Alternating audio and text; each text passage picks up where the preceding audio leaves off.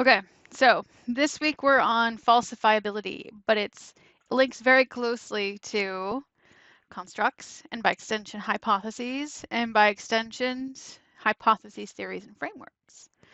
These things are all really closely tied together and they've been building on each other. So now we're in a position to really think about these concepts critically. So falsifiability, this is kind of the self-check question here. Do you remember what a hypothesis is? Do you know the difference between a null hypothesis and a regular hypothesis? And the answer is hypothesis is testable. A null hypothesis is when we have no real predictions. Okay, so that's, again, if that's not clear, really important for what we're doing. So philosophy of science. We've been touching at the edges of this, I would say, but philosophy of science is the study of how do we know what we know. And so in this, what we do is we have to test our theories. So how do we test our theories? Maybe that seems really obvious to you, but maybe it doesn't. There are two approaches among many that we're going to talk about in this particular video. Specifically, inductivism and falsificationism. And falsificationism, and by extension falsifiability, is the one I want you to adopt. I'm going to tell you that right now. That is the one I want you to adopt, but I'm going to show you why. So inductivism is the following. Originally, it came from Sir Francis Bacon, what he says, okay, we're going to observe nature, propose a modest law, an observation, a theory, if you will, confirm it by many observations, and then repeat widening the law and discarding disconfirmed versions. So, okay, so this is basically I look, I see evidence, and I continue looking for evidence, right? To confirm, to confirm, to confirm.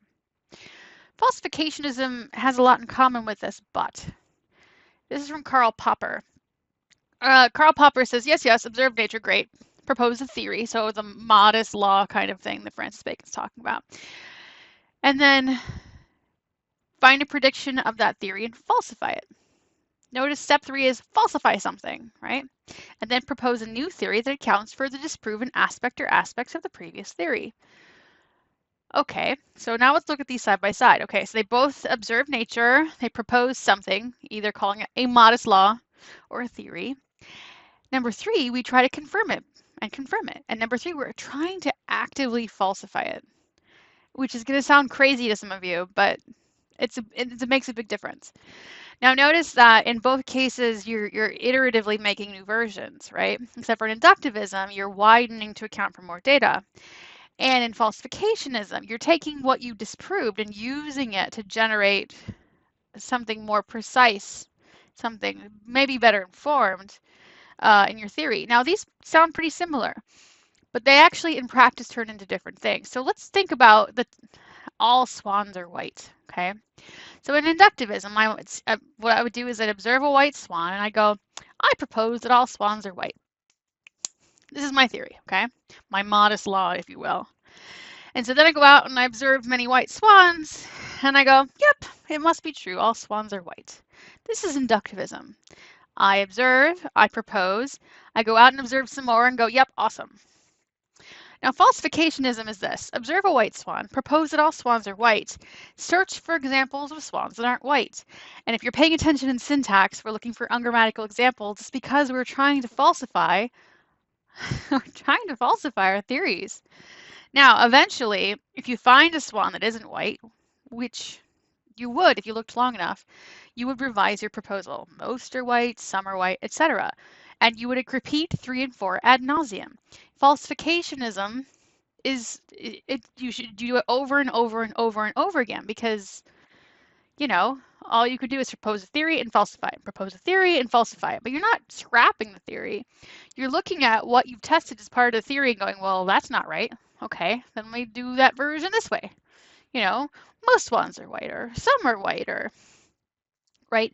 You're kind of, it's like building something and then going back and fixing it and adding stuff onto it, right? It's attempting to smooth its edges. Like, all right, I've made this little clay house. It's roughly the shape of a house, but actually it needs a roof. Okay, now I'll smooth it down. Oh, actually it needs something for the smoke to go. Oh, I'll make a little chimney. It's you put something on the table and you go back and you improve it, okay? So the main difference between these two is that inductivism and falsification is inductivism does not assume It does not assume that its proposal or law is falsifiable. And calling it a law should tell you that, right? Laws aren't falsifiable. We talk about laws in physics. We're not trying to falsify them. But how would I know if a theory is correct if I can't falsify it, if it is in fact circular? How would I know? And this is, again, a different way of thinking for many of us. So if I say, for example, I deserve a later curfew, so you should let me stay out until 10 p.m. versus 9 p.m. or whatever. This is circular. You're saying, I deserve it, there go X. But I don't have any way of testing whether I deserve it or not. I don't have any way of testing whether you should let me stay out or not. This is essentially circular. I said so. You should do it because I said so. There's nothing to test there. I can't prove that you deserve or not. There's nothing in this claim that helps me prove it. So therefore, because I can't falsify it isn't inherently true. No.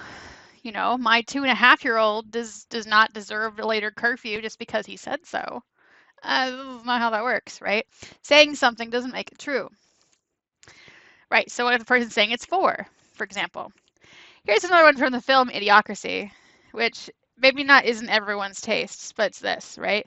So the main character's name is Private Joe Bowers, and he's in the government. And the idea of Idiocracy is that it's, I don't know, hundreds of years later, or thousands, I don't even know. And I saw it once many years ago. But the idea is that people who are very intelligent take so long to have kids that by the time he's in the future or whatever, only mediocre people have had kids over and over and over again. And so it's idiocracy. It's a government of idiots, a country of idiots even. So Private Joe Bowers is a normal person modern day, which makes him very smart in the idiocracy future. This is the idea, right? So Private Joe Bowers says, so we're talking about they're watering their crops with electrolytes, right? And electrolytes, if you know, are versions of salts, which are not actually good to directly put on a plant because they're actually dehydrating. But Private Joe Bowers says, what are these electrolytes? Do you even know? And the Secretary of State says they're what they use to make Brawndo, which is like their main drink. It's kind of, or by the color, it makes you think of like Mountain Dew or something. And Private Joe Bowers goes, but why do you use them to make Brawndo? And they all sit around and stare at each other. And finally one goes, because Brawndo's got electrolytes. So this is circular. we use electrolytes to make Brawndo because Brawndo has electrolytes.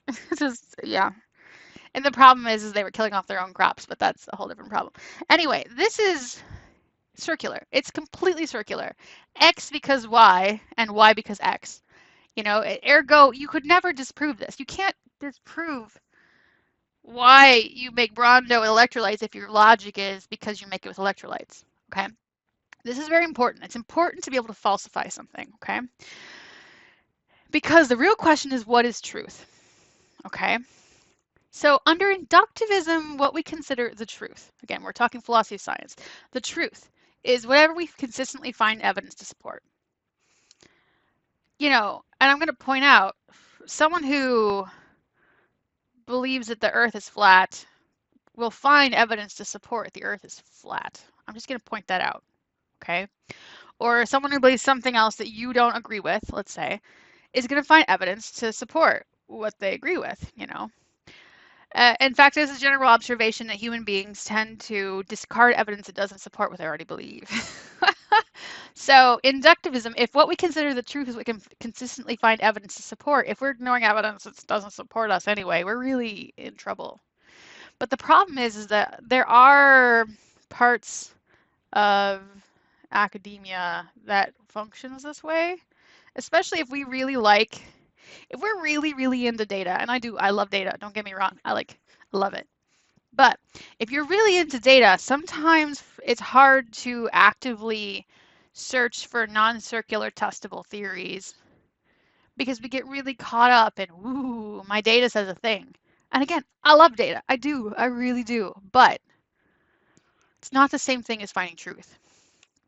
Under falsificationism, the closest we get to the truth is consistently failing to disprove a theory, which is, I'm sure, very unsatisfying. But it's one of these things where, it's kind of like the law of gravity. Law of gravity. I mean, it's still a theory technically, right? Um, it's disprovable in theory, right? It makes predictions that you could test.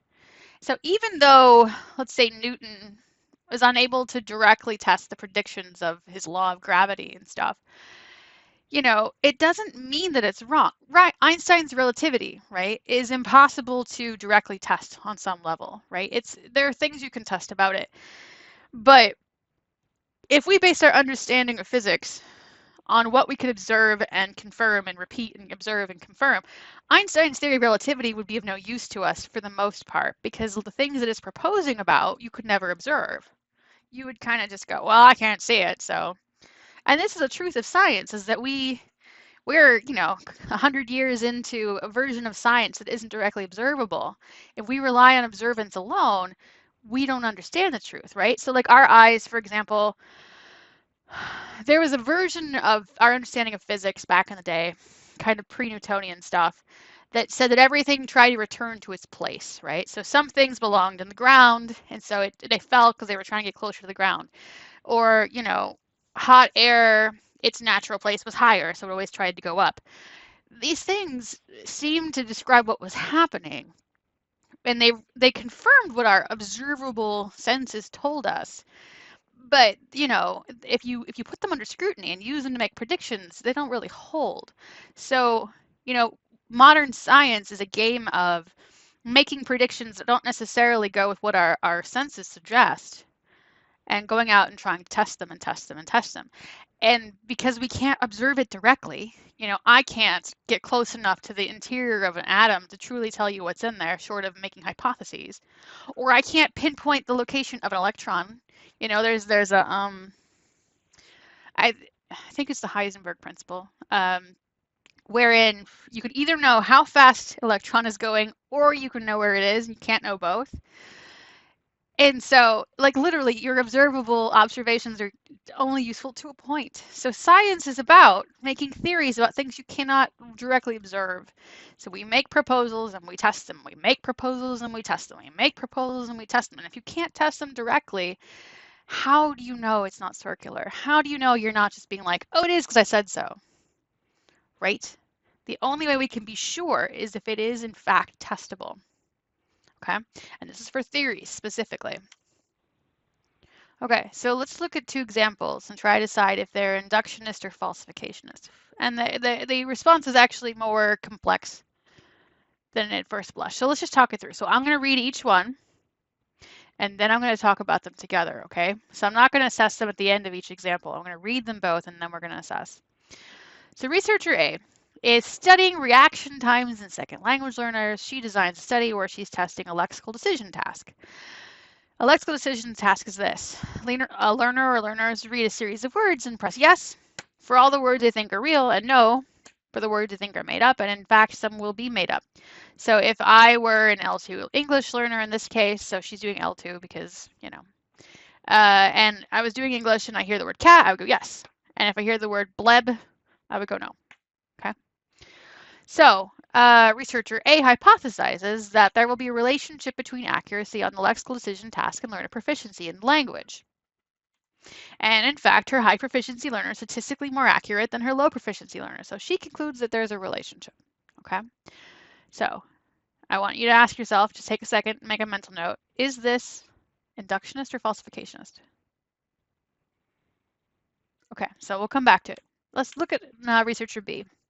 So researcher B is studying critical period effects in question formation. She designed a study with a sentence preference task.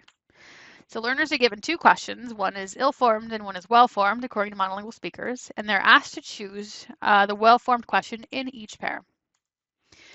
So she hypothesizes that pre-critical period learners will outperform post-critical period learners for accuracy on the sentence preference task. The two groups perform the same on the task, so she concludes the critical period has no effect on accuracy in a sentence preference task. Okay, and I expect you probably don't know the answer if one or both of these are falsificationist or inductionist. Okay, I want you to go back and look at this one real quick. So she's testing a lexical decision task, looking at accuracy and proficiency. Okay, and the second one is looking for the critical period hypothesis and a sentence preference task. Okay, so how are these guys different? It's truly the researcher's use of a theory and their interpretation that makes these studies different. The first one, for example, doesn't have a theory. There is no theory. She's just seeing if high proficiency correlates on this task, right? She doesn't have an explicit reason to predict there will be a relationship. There's nothing to lose if she's wrong. So all she's doing is observing data in a vacuum. There is no context for this to make a difference. And if you're not testing a theory, how are you going to prove that theory, right? Researcher A also takes one positive result. She's like, done, there's a relationship, yeah? So, and whereas researcher B is like critical period hypothesis, which is a theory, yes? Critical period hypothesis tests it and says, well, the critical period hypothesis doesn't apply in this case, which would necessitate a revision. So what the real difference is the next step. Truly, this is the real difference. So in actuality, researcher B isn't completely off the hook. So all I said about researcher B when I was reading it was that the person says there is no relationship between the critical period and this particular task, right? For researcher B to be a falsificationist, she needs to revise her framing of the theory she's working with. Here, the critical period. Why was there no result? Is there no critical period? Is that enough to disprove the critical period? These are the questions we have to ask. It's not enough to say, hey, I did a thing. Cool, I've learned something. It's like, what did you learn? Right? We learn stuff in the context of a theory because the theory gives us sort of a set of observations to test against, right? So without a particular theory, it can't be falsificationist. And without a particular theory, if you don't revise that theory, if you just go, meh, you're also not falsificationist. Falsificationism isn't about throwing out every theory you find. It's about taking a theory and improving it, which sometimes means it looks totally different, but sometimes doesn't, okay? So the important part is what you do after you do the test. You start with a theory, make sure it's not circular, so test it. It has to be possible to falsify. If you falsify it, go back and revise. If you didn't, ask yourself, okay, what else can I ask to try to falsify this, right? To try to prove it wrong. And this is what you do over and over and over again. So researcher A can become falsificationist if she takes her positive result and then searches for a new way to falsify her theory. And of course, she needs to find a theory that it fits under. I'm not saying there isn't one she couldn't find, but without one, we're just, poking people in a lab, So she needs to go find a theory that she thinks her lexical decision task comments on. And then since she supported this thing, now she goes, okay, now how else can I go back and test this theory once I found it, right? So the reality is that both these people can be falsificationists, right? They can be. They can go out and search for larger truth, but they have to keep in mind, what is my theory? Make sure it's testable, and then if I falsify it, go back and test it again. And if I don't, keep looking for ways to falsify it, okay? So researcher B would have to do the same if she'd gotten a positive result, right? So if researcher B had found that there was a difference for pre and post critical period in her particular people, she would go, okay, well, that's great. What else can I test? Did I find this because there is a critical period, or did I find this because this particular task has something else going on, right? So we're always asking why? We don't accept this result. We look at this result, think it's interesting, and then move on. Yeah. So here's a self-check I want you guys to think about, okay? And we can talk about this a little bit later, and a version of this will show up in your homework. But I want you to pick one of the theories from this semester and decide, what kind of hypotheses would it make? What kind of predictions? That's why I say hypotheses are testable predictions. And how would you falsify it? What kind of evidence would falsify this theory? Okay, if you can do that, you totally get it. And if you can't, you should practice a little more, think a little more, and check in with me. All right? Okay.